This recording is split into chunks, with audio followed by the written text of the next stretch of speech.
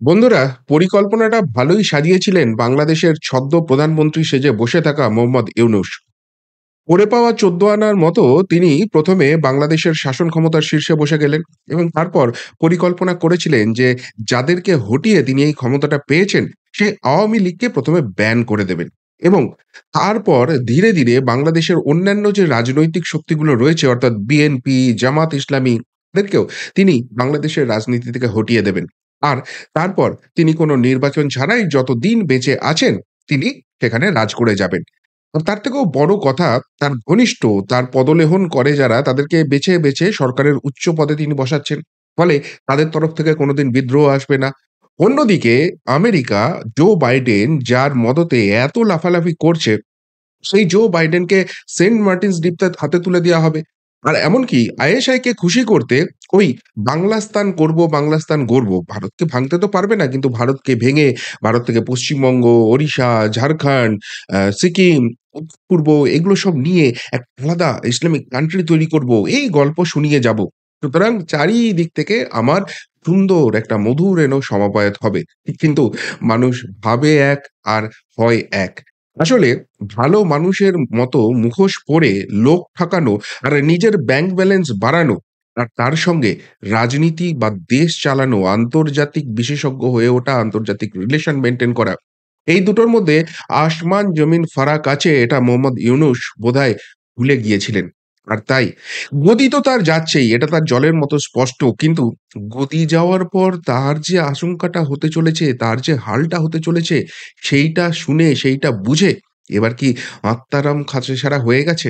কেননা সবথেকে বড় কথা, যাদের মদতে এই বাংলাদেশের গদিটা দখল করে এত কিছু স্বপ্ন দেখছিলেন, সেই জামাত ইসলামী এবং বিএনপি, তারাও বুঝতে পারছে এই মোহাম্মদ ইউনূস নামক লোকটি কত বড় বিষ এবং শেষ পর্যন্ত তাদের হালও হাসিনার থেকেও খারাপ হবে। আর তাই তারা যখন সরাসরি বিদ্রোহ করে নিয়েছে, ইউনূস সরকারের হোঁক গেলা শুরু হয়ে গেছে এবং সবথেকে বড় কথা, মোহাম্মদ ইউনূস নিজের শেষ পরিণতিটা বোধহয় দেখতে পাচ্ছেন। কি ঘটনা ঘটেছে? ১ম এই যেটা শেষ চেষ্টা হিসেবে তিনি করেছিলেন, আসলে জো বাইডেন হেরে গেছেন আমেরিকার প্রেসিডেন্টের নির্বাচনে এবং সেখানে ডোনাল্ড ট্রাম্প আসছেন। ফলে একটা সম্ভাবনা কোথাও গিয়ে উজ্জ্বল হচ্ছে যে ডোনাল্ড ট্রাম্প আসার পরই বিশ্বে একটা শান্তি প্রতিষ্ঠার চেষ্টা হবে এবং তার প্রাথমিক জায়গা হিসেবে এই যে বাংলাদেশে অশান্ত পরিবেশ হয়ে রয়েছে, ভারতকে সাথে নিয়ে শেখ হাসিনাকে আবার বাংলাদেশে তিনি ফেরত পাঠানোর ব্যবস্থা করবেন এবং বাংলাদেশের যে গণতান্ত্রিক জায়গাটা রয়েছে সেইটা রক্ষা করবেন। ফলে আর মাস ২ একের মধ্যে যখন ডোনাল্ড ট্রাম্প শপথ নিচ্ছেন, তার গদিটা যাবেই। তার আগেই একটা মরণ কামড় দেওয়ার চেষ্টা করেছিলেন। গত সোমবার মানবতা বিরোধী অপরাধের অভিযোগ তুলে হাসিনা আমলের একাধিক মন্ত্রীসহ ১৩ জনকে জেলে পোড়ার ব্যবস্থা করেন তিনি। এবং এই জায়গা থেকেই তিনি ভেবেছিলেন যে তিনি শেখ হাসিনাকে ভয় পাইয়ে দেবেন। তিনি ভারতকে ভয় পাইয়ে দেবেন এবং তার যে এই একটা রূঢ় মুখ রয়েছে, একটা কড়া পদক্ষেপ নেওয়ার জায়গা রয়েছে, এটা দেখি সমস্ত কিছু হয়ে যাবে। ডোনাল্ড ট্রাম্পও তাকে ঘাঁটাতে আসবেন না।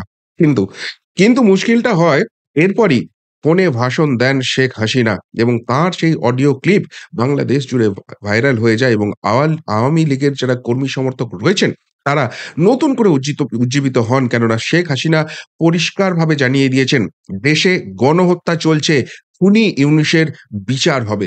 আসলে সুইডেনে প্রবাসী আওয়ামী লীগ কর্মীদের একটা জমায়েত হয়েছিল।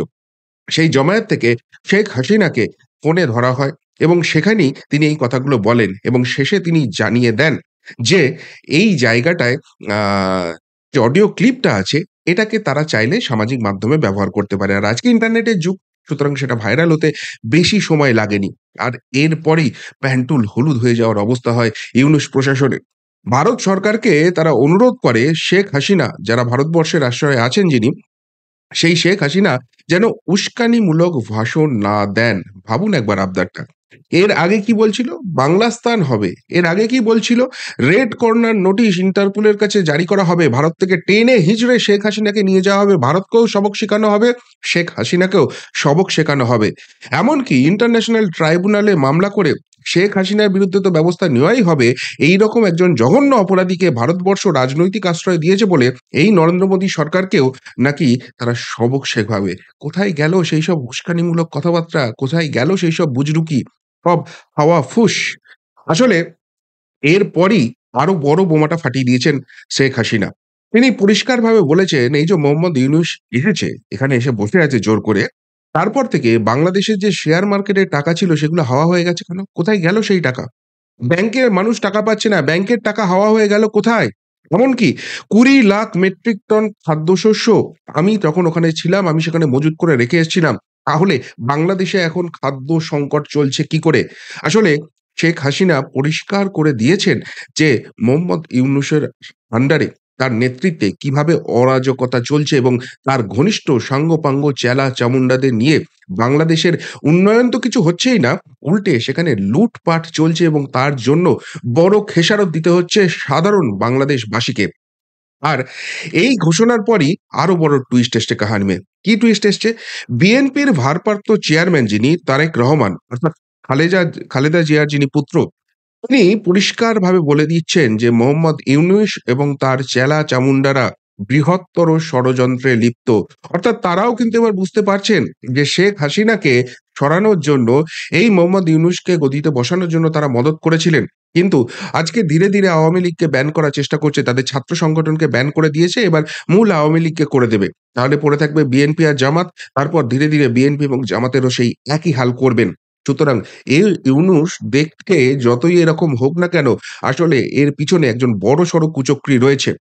শুধুমাত্র তাই নয়, গোদের উপর বিষ ফোঁড়ার মতো জামাত ইসলামীর একজন নেতা, যিনি পূর্ব লন্ডনে একটা সাংবাদিক বৈঠক করছিলেন, ডক্টর শফিকুর রহমান, তিনি পরিষ্কারভাবে জানিয়ে দেন, আওয়ামী লীগকে ব্যান করা যাবে না। কেননা এই আওয়ামী লীগকে ফ্যাসিস্ট বলা, এটা মেনে নেওয়া যায় না। তারা তো বৃহত্তর রাজনৈতিক পরিবারের জায়গা। যদি সত্যিই তারা ফ্যাসিস্ট হয়, মানুষকে গিয়ে বোঝাও। নির্বাচনের নামুক আওয়ামী লীগ এবং সেই নির্বাচনের মাধ্যমে আওয়ামী লীগকে পরাজিত করো। কিন্তু এইভাবে ব্যান করে মোহাম্মদ ইউনূস ক্ষমতায় টিকে থাকবে, এই জিনিস হতে পারে না।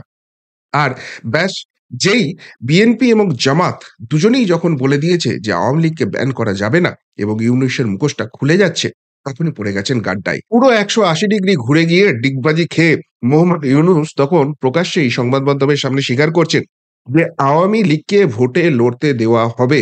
অর্থাৎ আওয়ামী লীগকে যদি ব্যান করা হয়, তাহলে মোহাম্মদ ইউনূসের গদি নিয়ে এখনই জামাত আর বিএনপি, অর্থাৎ তার চেয়ারের দুটো পায়া তো এরাই, তারা কিন্তু টানাটানি করে দেবে। অন্যদিকে জো বাইডেন নির্বাচনে হেরে গেছে, আরেকটা পায়া চলে গেছে। আর ডোনাল্ড ট্রাম্প যদি আসে, তার ৪ নম্বর পায়াটা আইএসআইয়েরও যে কি হাল হবে সে সকলেই বুঝতে পারছেন। তাই পরিষ্কারভাবে বলে দিচ্ছেন যে আওয়ামী লীগকে ভোটে লড়তে দেওয়া হবে। আসলে যে জায়গাগুলো আ সবথেকে গুরুত্বপূর্ণ হচ্ছে, বাংলাদেশে তো এরকম অন্তর্বর্তী কোনো সরকার এইভাবে কোনো জায়গা নেই এবং সেখানেও যেটুকুনি বলা আছে যে যদি এরকম কোনো সমস্যা তৈরি হয়, তাহলে কিন্তু ৩ মাসের মধ্যে সেখানে নির্বাচন করতে হবে। কিন্তু এই ইউনূস, নির্বাচন করা তো অনেক দূরের কথা, ১০০ দিন পার হয়ে গেছে। ক্ষমতা দখলের জন্য এখন বলছে বাংলাদেশে অনেক সংস্কার করার দরকার আছে। সুতরাং সেইগুলো আগে আমি কমপ্লিট করব, তারপর নির্বাচন করব। আসলে এটা হচ্ছে পুরোটাই বুজরুকি। যদি সত্যিই সংস্কার করার মতো হয় এবং তিনি এই ১০০ দিনে এত সংস্কার, এত উন্নয়নের কাজ করে ফেলেছেন যেটা শেখ হাসিনার আমলে হয়নি বা তার আগে হয়নি, তিনি নির্বাচনে নামুন না। নির্বাচনে প্রতিদ্বন্দ্বিতা করুন। বাংলাদেশের মানুষ তো তাকে দুহাত ভরে ভোট দিয়ে আবার প্রধানমন্ত্রী করবে গণতান্ত্রিক পদ্ধতিতে। তিনি বুঝতে পেরে গেছেন যে তিনি যেরকম অকর্মণ্য, অপদার্থ এবং বাংলাদেশের সাধারণ মানুষের হাল যেরকম সঙ্গীন করে দিয়েছেন, নির্বাচনে দাঁড়ালে তাকে ছিঁড়ে খেয়ে নেবে জনতা। তার জামানত বাজেয়াপ্ত হয়ে যেতে পারে। তাই তিনি আর নির্বাচন করতে চাইছিলেন না। এইরকম একটা দোহাই দিচ্ছিলেন যে, "আমাদের এখন সংস্কারের দরকার আছে।" কিন্তু এই জায়গাটাই বিএনপি এবং জামাত, তারা কিন্তু চাপ বাড়াচ্ছে। কেন? তারা বুঝতে পারছে যে শেখ হাসিনাকে হয়তো তাড়ানো গেছে। কিন্তু তার থেকেও ভয়ংকর একজন ফ্যাসিস্ট বাংলাদেশের গদি দখল করে বসে আছে, যে কোনদিন বাংলাদেশে নির্বাচন হতে দেবে না এবং নিজে সারা জীবন ক্ষমতা কুক্ষিগত করে রাখবে এবং রাজনৈতিকভাবে তাদেরও কিন্তু একদিন ব্যান করে দিতে পারে। আর তাই তাদের চাপটা তার উপর, তার সরকারের উপর পড়েছে, অন্তর্বর্তী সরকারের উপর পড়েছে এবং তখন মোহাম্মদ ইউনূসকে বলতে হচ্ছে, রাজনৈতিক দলগুলো চাইলে এখনই নির্বাচন হবে। আর ব্যাস! এই দুটো কথাতেই ক্ষেপে লাল হয়ে গেছে আইএসআইয়ের পুষ্ট যে জায়গাগুলো রয়েছে বাংলাদেশে তারা। আইএসআইয়ের মদদপুষ্ট বৈষম্য বিরোধী ছাত্র আন্দোলনের ২ মুখ, হাসানাত আব্দুল্লাহ এবং সারসিজ আলম। তার মধ্যে সারসিজ আলম তো সরাসরি হুমকি দিয়েছে। বলেছে, "হাসিনার মতো পরিণতি না চাইলে আওয়ামী লীগকে ব্যান করুন। আওয়ামী লীগকে নির্বাচনে লড়তে দেওয়া যাবে না।" অর্থাৎ এই যে আওয়ামী লীগকে নির্বাচনে লড়তে দেওয়া হবে, আগে একটা প্রতিবেদনে বলেছিলাম যে বাংলাদেশের ৩ প্রধান গোয়েন্দা সংস্থাকে কিন্তু ইউনূস সরকার একটা সমীক্ষা করতে বলেছিল যে এখনই ভোট হলে কি হবে? এবং সেখানে ৬ থেকে ৭ টি কারণ উঠে এসছে বাংলাদেশে যে করুণ হাল হয়ে গেছে, সেখানে দেখা যাচ্ছে যে যদি এখন নির্বাচন হয়, তাহলে কিন্তু ১৬০ থেকে ১৭০ টা আসন পেয়ে সেই আওয়ামী লীগই কিন্তু ক্ষমতায় ফেরত আসছে। এবং সেখানে ৮০ থেকে ৯০ টা আসন পেতে পারে বিএনপি এবং ৩০ থেকে ৩৫ টা আসন পেতে পারে জামাতে ইসলামী, জাতীয় পার্টি পেতে পারে ৫ থেকে ১০ টা আসন। তাই এই যে একটা ছাত্র আ বিরোধী আন্দোলন এই ধরনের করে একটা হাওয়া তোলার চেষ্টা করা হয়েছিল এবং তারপর চরম অত্যাচার করা হয়েছে, খুন করা হয়েছে, গণহত্যা করা হয়েছে। এই যে অরাজকতার জায়গাগুলো তৈরি করা হচ্ছে, আওয়ামী লীগ যদি ক্ষমতায় ফেরত আসে, চুন চুনকে বদলা হবে। এই যারা অন্যায় করেছে শেখ হাসিনা পরিষ্কার বলে দিয়েছে যে, "দেশে গণহত্যা চলছে, খুনি ইউনূসের বিচার হবে।" শুধু খুনি ইউনূস নয়, আরো যারা তার সঙ্গে মদদ দিয়েছে, তাদের প্রত্যেকের বিচার হবে এবং সেটা ইন্টারন্যাশনাল ট্রাইব্যুনালে। আর তাদেরকে বাঁচাবার কেউ নেই। কেননা সবথেকে বড় কথা তারা ভারতের সঙ্গে পাঙ্গা নিতে এসেছিল। সবথেকে বড় কথা ডোনাল্ড ট্রাম্প এই পুরো ব্যাপারে যে হিন্দু সনাতনীদের উপর অত্যাচার হয়েছে, সেটা নিয়ে প্রচন্ড ক্ষেপে গেছেন। ফলে তাদের অবস্থা যে কি হবে? তাদের পালাবার কোনো জায়গা নেই, বাংলাদেশেও টিকতে পারবেন না। তাই যেন-তেন প্রকারেণ ওকে আওয়ামী লীগকে ভোটে লড়তে দেওয়া হবে না। তোমরা যদি জানোই যে আওয়ামী লীগ এত খারাপ করছে, আওয়ামী লীগ গণতন্ত্র বিরোধী, আওয়ামী লীগ এই দেশের সর্বনাশ করে দিয়ে গেছে, নির্বাচনে লড়তে দাও না। সাধারণ মানুষ তো স্বচ্ছভাবে ভোট দিতে পারবে। সেই ভোটের ময়দানেই তারা বুঝিয়ে দেবে যে আওয়ামী লীগ খারাপ ছিল না ভালো ছিল। কনফিডেন্সটাই নেই। আসলে ইউনূস সরকারের হাল এখন এতটাই খারাপ হয়ে গেছে, মোহাম্মদ ইউনূসের হাল এখন এতটাই খারাপ হয়ে গেছে, মুখে অনেক বড় কথা বলেছিল। মনে অনেক বড় স্বপ্ন দেখেছিল কিন্তু বাস্তবের মাটিতে এসে এখন হাল রীতিমতো খারাপ। ডোনাল্ড ট্রাম্প মাস ২ এর মধ্যে শপথ নিচ্ছে যে জো বাইডেনের বগলে ঢুকে এত লাফালাফি করছিল সেই জায়গাটা পুরোপুরি বন্ধ হয়ে যাবে। ওই সেন্ট মার্টিনস দ্বীপ ফিপ দিয়ে আর ইউএস কে কিছু করা যাবে না। উল্টে তার বিরুদ্ধে মামলা শুরু হয়ে যাবে আন্তর্জাতিক ট্রাইব্যুনালে। শেখ হাসিনার প্রত্যাবর্তন ঘটবে এবং সেখানে প্রধান বিরোধী দল হিসেবে উঠে আসবে বিএনপি। জামাতও একটা বড় রাজনৈতিক জায়গা সেখানে নেবে। আর সেই সবের মাঝখানে ইউনূস নিজে কোথায়? আর এই যে অন্যায়গুলো করেছে, এবার তো বাংলাদেশের মানুষ হিসেব চাইবে যেটা শেখ হাসিনা ইতিমধ্যেই বলে দিয়েছেন যে, "শেয়ার মার্কেটের টাকা কোথায় গেল? ব্যাংকের টাকা কোথায় গেল? এই যে ২০ লক্ষ মেট্রিক টন খাদ্যশস্য শেখ হাসিনা মজুত করে রেখেছিলেন, সেইগুলো কোথায় গেল? কোন পকেটে মোহাম্মদ ইউনূস ঢুকিয়েছে?" বিচার হবে এবং বিচারের সেই শেষ বাণী তার জন্য তো ভয়ংকর হতে চলেছে। ফলে না ঘরকা না ঘাটকা হয়ে গেছেন, না গদি টিকিয়ে রাখতে পারছেন।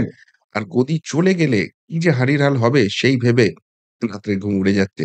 ফলে স্বপ্ন দেখা ভালো কিন্তু সেটা বাস্তবের মাটিতে পা রেখে আর ক্ষমতার স্বাদ পেয়েই স্বৈরাচারী হয়ে ওঠা, অন্য দেশকে শুধু ডিস্টার্ব করা যে মোটেই ভালো কাজ নয়। মোহাম্মদ ইউনূস তার বোধহয় জলজ্যান্ত প্রমাণ। তাই তার জন্য বাংলাদেশীদের যে হাল হয়েছে সেটা কড়াই গন্ডায় ক্ষমতা থেকে সরে যেতে হবে তাকে এবং সরে যাওয়ার পর কড়াই গন্ডায় সেটা তাকে মেটাতে হবে। এমনটাই কিন্তু আন্তর্জাতিক মিডিয়া মনে করছে। কি বলবেন মোহাম্মদ ইউনূসের এই অবস্থা নিয়ে? সত্যিই কি তার হাল এতটাই সঙ্গীন হবে যে কোথায় পালাবেন, কোথায় কি করবেন সেই জায়গাটা তৈরি হয়ে গেছে। আর সেটা বুঝতে পেরেই এখন থেকে এত ডিগবাজি আর এত ঢোক গেলা শুরু হয়েছে। কিন্তু তা করেও শেষ রক্ষা কি করতে পারবেন? উত্তরটা অবশ্যই কমেন্ট বক্সে কমেন্ট করে জানাবেন। এখনকার মতো এখানেই শেষ করলাম। ফেরত আসছি নতুন প্রতিবেদন নিয়ে খুব তাড়াতাড়ি। ভালো থাকবেন, সাথে থাকবেন, পাশে থাকবেন। নমস্কার।